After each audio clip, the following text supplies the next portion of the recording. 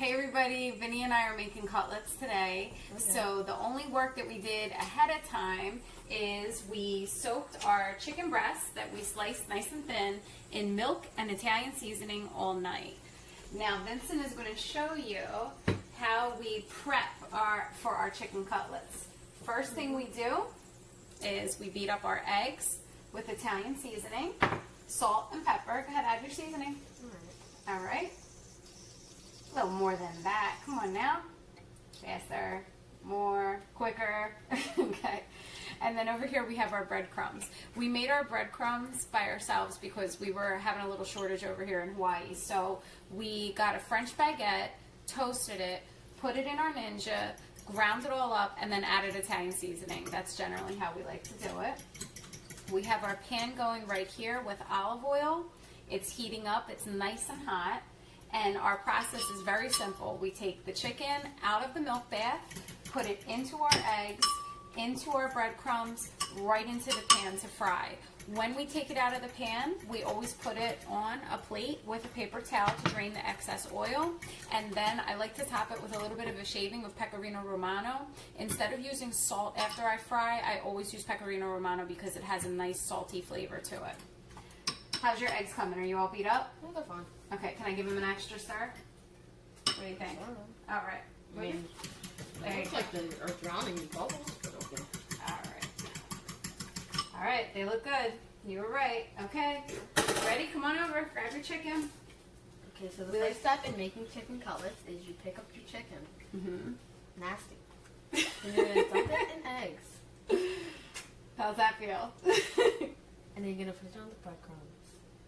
Press it all the way in. Good job. That's it. Now cover it and press it. Oh. Okay. Cover it and then flip it and Then press you cover it. Smother it in breadcrumbs. Smother it in. Try not to spill the breadcrumbs everywhere. Thank you. Come on, flip it. Press it in. Ta-da! You have to use your hand to press it in so the breadcrumbs doesn't spill. Okay. And then eventually you shake it, shake it, shake it, shake it. Okay, carefully put it in the hot oil. Carefully put it in the hot oil. Gently drop it. Good job. It's got a nice sizzle. Go ahead, go with your You also next have to one. make sure your oil doesn't splash or that could burn your eye. Very true. All right, go ahead, go for your next one. How many can you put in that pan? What do you think? 1, 2, 3,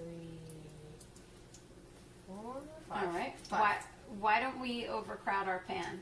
What happens when you overcrowd it? I don't know. You never told me. Yes, I did. The oil tends to get really bubbly, and you'll see like a white foam kind of form, and it just totally takes away from the taste. Now, the reason why we soak our cutlets in milk overnight is because the milk basically breaks down the chicken and makes it really nice and moist. All right, you good with that one? Ready? We always try to keep one hand clean. Show them your clean hand. That one's clean. Just in case you were doing it by yourself, you would need to do it that way. So. But if you're not doing it by yourself, you can get both as dirty all you want. I don't think so. Who would want to get dirty? You didn't want to get dirty. Look at your fingers. Your fingers are so dirty already. That's because I'm touching raw food. Okay.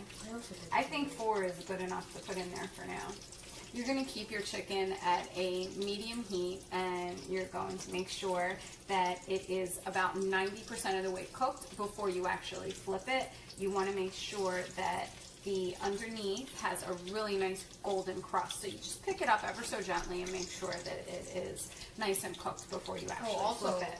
the good part about having this is that if you're putting it in and you burn yourself, you're not really going to feel it. No, our chicken is perfectly crispy on each side. I usually like to handle the oil frying portion instead of Vin here.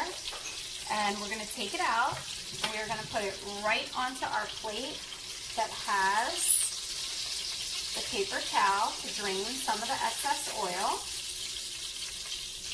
We're going to let that drip for just 2 seconds, and then I am actually going to come over here with our pecorino and shave it right on top of our chicken cutlets. Does that look good, bud?